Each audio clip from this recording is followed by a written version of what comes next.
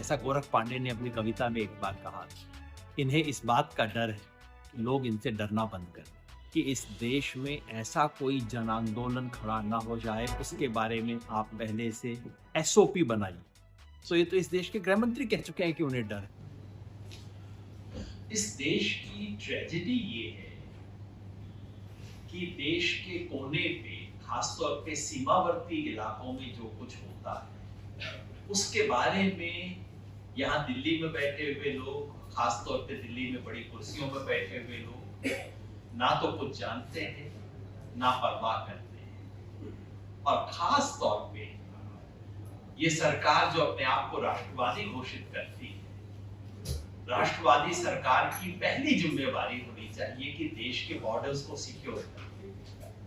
और दुर्भाग्य से पिछले कुछ सालों में एक एक करके देश के बॉर्डर्स पे जितने इलाके हैं वो पहले से ज्यादा इनसिक्योर होते जा रहे हैं। कश्मीर का सवाल था, उस पे लोगों ने कहा ये तो पुराना मामला है। ठीक है, मणिपुर तो पुराना मामला नहीं, मणिपुर तो सारा आपका बनाया हुआ मामला है। लद्दाख, जिस इलाके में भारत की सेना वहां के स्थानीय लोगों के सहयोग पर निर्भर है, और ये मैं नहीं कहता, आर्मी के जनरल्स कह रहे हैं कि हम कारगिल की लड़ाई लड़ सके वो इसलिए क्योंकि स्थानीय लोग गए। मुझे सोनम वांगचुक बता रहे थे कि लोग अपने खर्चे पे बसेस कर करके कारगिल के युद्ध के अंदर गए सेना की मदद करने के लिए, उनका सामान उठाने के लिए, उनको जितनी लोकल असिस्टेंस चाहिए वो देने के लिए। जिस इलाके में भारत का मुकाबला चीन से है और भारत की सेना स्थानीय लोगों की मदद पर निर्भर है और स्थानीय लोग आउट ऑफ द वे जाके हर तरह से मदद करते रहे हैं, रिकॉर्ड है। आर्मी में भर्ती होके जवान के तौर पे लड़के भी पीछे लड़ते हुए, उस इलाके में बैठे बैठाए इतना बड़ा संकट क्रिएट कर देना, ये इस सरकार के राष्ट्रवाद के ऊपर सवालिया निशान होता है कि चिंता राष्ट्र की नहीं है, चिंता केवल अपनी पर्सनल पब्लिसिटी और अपने अहम की, और अपने अहम के लिए अगर राष्ट्रीय सुरक्षा को नुकसान भी होता है तो इन्हें कोई फर्क नहीं पड़ता। अब हम मुद्दा देखते हैं, ये मांग किसकी है? ये मांग सोनम वांगचुक नामक एक व्यक्ति की डिमांड नहीं है। ये डिमांड लद्दाख के दो हिस्से हैं, एक जो बुद्धिस्ट हिस्सा है लेह वाला, दूसरा जो लार्जली मुस्लिम पॉपुलेशन का हिस्सा है कारगिल वाला। दोनों के अलग अलग संगठन हैं, कभी कभी दोनों संगठनों में विरोध भी होता है, पैरेलल काम भी करते हैं, विरोध भी होता है, लेकिन ये डिमांड सबकी है, सिर्फ सोनम वांगचुक की नहीं है, सिर्फ लेह की नहीं है, ये पूरे लद्दाख के तमाम लोगों की मांग है। और ये वो मांग है जिसे खुद बीजेपी लिखकर अपने मैनिफेस्टो में प्रॉमिस कर चुकी है। और मांग क्या है? मांग है कि हमें, जैसे इस देश का बाकी सब हिस्से में लोग अपने आप पे राज करते हैं, अपनी सरकार चुनते हैं, अपने तरीके से राज करते हैं, वो अधिकार हमें दिया जाए। लद्दाख के लोग ऐसा कुछ नहीं मांग रहे जो कि हरियाणा में ना मिला हो, कोई विशेष चीज नहीं मांग रहे। डेमोक्रेसी, 370 जब हटा, हम तमाम लोगों ने उसका विरोध किया था, लेकिन सोनम वांगचुक ने समर्थन किया था। हमारे कई लोग उसके बारे में भी उंगली उठाते हैं, मैं उस पे मेरी समझ सिर्फ ये है, जैसे बाबा साहब अम्बेडकर ने फ्रीडम स्ट्रगल के समय सिर्फ और सिर्फ कहा कि मैं ऑप्रेस्ड कम्युनिटीज के इंटरेस्ट को सबसे आगे रखूंगा, उसकी दृष्टि से मैं सारी चीज को देखूंगा, उसी तरह से सोनम वांगचुक कहते हैं मैं लद्दाख की दृष्टि से पूरी चीज को देखूंगा। और लद्दाख की दृष्टि से देखा, उन्होंने कहा कि 370 वापस होने से अगर हमें यूटी का दर्जा मिलता है, ये हमारी पुरानी मांग रही है, उन्होंने बाकायदा स्वागत किया। तो कोई ऑपोजिशन के एजेंट हो, हर हालत में बीजेपी का विरोध करना हो, ऐसा कोई मामला नहीं है सोनम वांगचुक का। समर्थन किया उन्होंने। क्या क्या वायदे थे? वादा था कि यूटी बनने के बाद, यूनियन टेरिटरी बनने के बाद आपको राज्य का दर्जा मिलेगा, और अगर राज्य का दर्जा न मिला तो आपको अपनी विधानसभा मिलेगी, क्योंकि कई यूनियन टेरिटरीज हैं जहां विधानसभा है, दिल्ली में भी है, पौंडीचेरी में भी है। विधानसभा का दर्जा मिलना था ताकि आप अपनी सरकार चुन सकें। यूनियन टेरिटरी तो मिली, यहां से लेफ्टिनेंट गवर्नर उठा के बैठा दिया गया, कोई विधानसभा की चर्चा नहीं, कोई वहां पे डेमोक्रेटिक राइट्स नहीं, कोई असेंबली देने की बात नहीं। दूसरी मांग थी तो या तो राज्य का दर्जा मिले या आपको यूटी के अंदर ही लेजिस्लेचर मिले। बिल्कुल भारत के संविधान के अंदर आने वाली चीज है, कोई नई चीज नहीं है। तीसरी मांग सिक्स्थ शेड्यूल। सिक्स्थ शेड्यूल देश के उन इलाकों में होता है जहां आदिवासी पॉपुलेशन हो और उनको अपनी ऑटोनोमस काउंसिल बनाने का अधिकार होता है, ताकि काफी सारे स्थानीय फैसले, प्रॉपर्टी से रिलेटेड, लोकल कस्टम से रिलेटेड, वो तमाम फैसले वो खुद ले सकते हैं। सिक्स्थ शेड्यूल देश के अनेक इलाकों में लागू, कोई लद्दाख पहला इलाका नहीं जो इसकी मांग कर रहा है, आसाम में है, आसाम में एक से ज्यादा सिक्स्थ शेड्यूल के एरियाज हैं, देश के तमाम राज्यों के अंदर हैं आदिवासी इलाकों में। वो इसकी मांग क्यों कर रहे थे? क्योंकि सिक्स्थ शेड्यूल होने से लद्दाख में सिर्फ एक नहीं, 6 या 8 अलग अलग आदिवासी इलाके हैं। हर आदिवासी समुदाय को अपने यहाँ पे अपने लोकल कस्टम्स, अपने लोकल प्रॉपर्टी, अपने फॉरेस्ट, उस सबको गवर्न करने का अधिकार है, इसलिए इसकी मांग कर रहे हैं। इस पे भी कोई विचार नहीं, और मांग आज शुरू नहीं हुई है। ये मांग जो है ये काफी समय से चलती आ रही है। खतरा क्या था? सिक्स्थ शेड्यूल की मांग क्यों उठा रहे हैं? इसके पीछे एक चिंता है कि अब जबकि 370 हट गया है, 35A का प्रोटेक्शन हट गया है, अब बाहर के लोग यहाँ पे आ सकेंगे, बाहर के लोग आके यहाँ प्रॉपर्टी लेंगे, बाहर की इंडस्ट्रीज को जगह दी जाएगी, सोलर पार्क बनने की बात शुरू हो गई है, और आप सब जानते हैं उसके पीछे किसका पैसा है? अडानी का। ये सब मामले शुरू हो गए।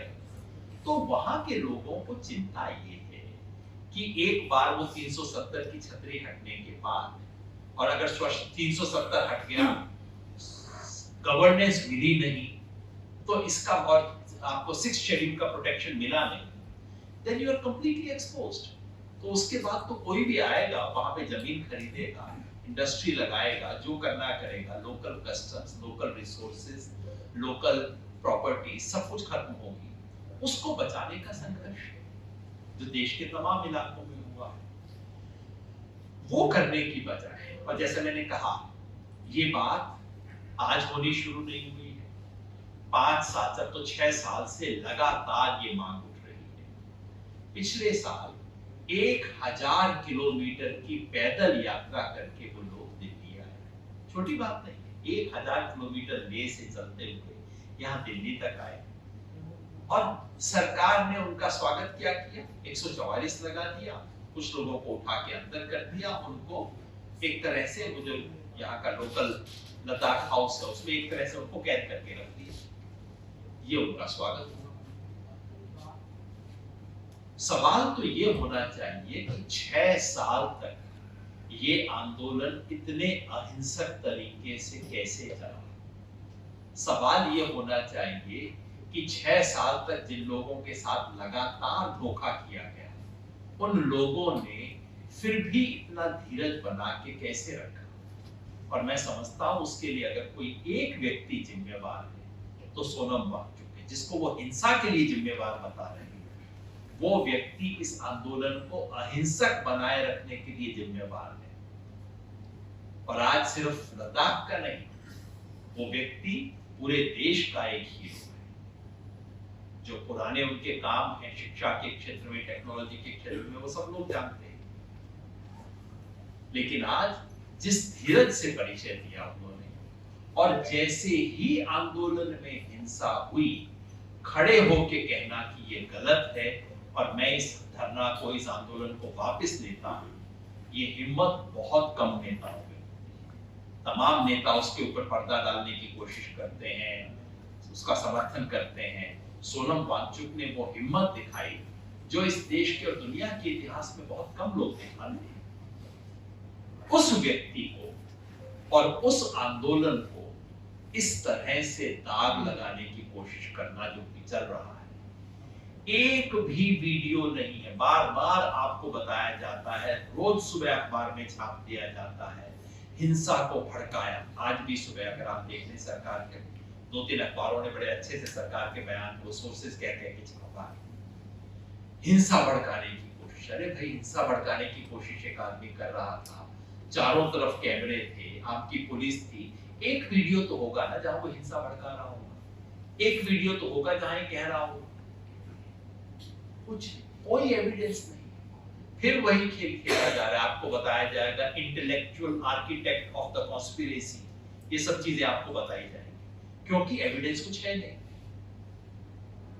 और उसके बाद एनएसए लगाना, मतलब किस लोगों पे आप एनएसए लगा रहे हो? मोटी बात यह है कि चूंकि सामान्य कानून में हमारे खिलाफ आपके बारे में कोई एविडेंस नहीं है, तो ऐसा कोई कानून ढूंढो जहां एविडेंस देने की तुरंत जरूरत नहीं पड़ेगी। ऐसे एविडेंस के अंदर लगा के और बंद कर दिया जाए। तो देश के तमाम जन संगठनों की तरफ से, देश के तमाम ऐसे नागरिकों की तरफ से जो कि इस देश में बेहतरी चाहते हैं, जो इस देश के लिए बेहतर सुरक्षा चाहते हैं, जो चाहते हैं कि इस देश का हर इलाका, हर नागरिक सुरक्षित रहे, उन सब की तरफ से हम भारत सरकार से अपील करते हैं कि अगर हम चाहते हैं कि लद्दाख मणिपुर वाले रास्ते पर ना जाए, जो कुछ वहां हो चुका है उसकी पुनरावृत्ति हम यहाँ नहीं चाहते। सौभाग्य यहाँ ये है कि यहाँ के लोगों में आपस में कोई एक दूसरे से झगड़ा नहीं है। कारगिल के लोग भी और लेह के लोग भी एक साथ मिलके बैठे हुए, ये हमारा सौभाग्य है।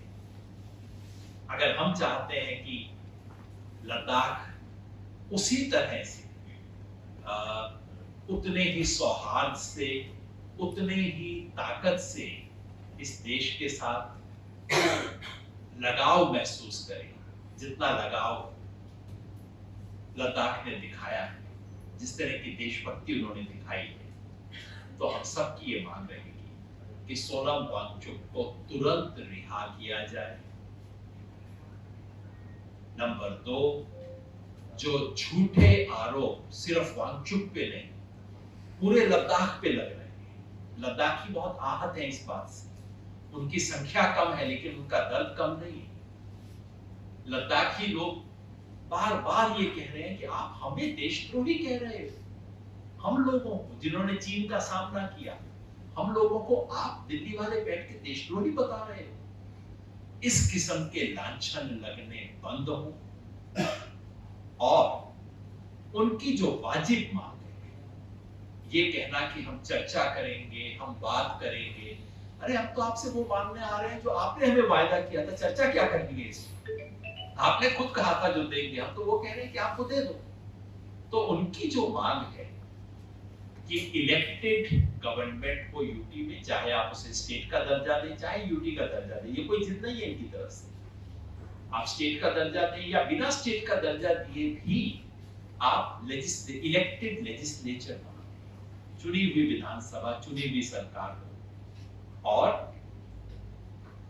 6th शेड्यूल का दर्जा, ताकि वहां के अलग अलग इलाकों में स्वायत्तता हो सके। ये भी हम याद रखें कि जब जब लद्दाख की तरफ से बात आती है, आज सुबह अखबारों में लद्दाख के लेफ्टिनेंट गवर्नर का इंटरव्यू छपा है, उनसे कोई भी सवाल पूछा गया, उनसे कहा गया हिंसा क्यों हुई, उनसे कहा गया गोली क्यों चली, उनसे कहा गया लोग परेशान क्यों हैं, उनका एक ही जवाब होता है, हमने इतने करोड़ रुपए दिए हैं, हमने इतने करोड़ की योजना शुरू की है, पहले इतने करोड़ आते थे, अब कितने करोड़ दिए हैं। लद्दाख के लोग इज्जत मांग रहे हैं और सरकार उन्हें पैसे दिलवा रही है। दुर्भाग्य से ये बिल्कुल कॉलोनियल मेंटेलिटी है कि तुम मुझसे क्या मांग रहे हो, मैंने पैसा फेंक दिया ना तुम्हारी तरफ, पहुंचा या नहीं पहुंचा तो वो तो अलग बात है, मैंने पैसा फेंक दिया, अब बस तुम बात करना बंद कर दो। ये जो कॉलोनियल रुख है, ये जो बिल्कुल औपनिवेशिक मानसिकता है अपने ही देश के नागरिकों के प्रति, उसको छोड़ा जाए, ऐसी हमारी अपील होगी, ऐसी हमारी आशा भी होगी। क्या ये सरकार इस बात से डरी हुई है कि उसके खिलाफ कहीं पूरे देश में, जैसा हम देख रहे हैं लद्दाख में, हम देख रहे हैं मणिपुर में, उत्तराखंड में देख रहे हैं छात्र जो है आंदोलित हैं, क्या आपको लगता है कि ये सरकार इस बात से डरी हुई है कि उसके खिलाफ कहीं से कोई मास मूवमेंट ना खड़ा हो जाए? एक समाजशास्त्री के तौर पे आप कैसे देखते हैं? ये तो कोई प्रश्न ही नहीं है, क्योंकि इस देश के गृह मंत्री ने बाकायदा पुलिस के सम्मेलन में घोषणा करके ये कहा है कि इस देश में ऐसा कोई जन आंदोलन खड़ा ना हो जाए, उसके बारे में आप पहले से एसओपी बनाइए। तो ये तो इस देश के गृह मंत्री कह चुके हैं कि उन्हें डर है। डर किस बात का है? जैसा गोरख पांडे ने अपनी कविता में एक बार कहा, इन्हें इस बात का डर है कि लोग इनसे डरना बंद कर दें।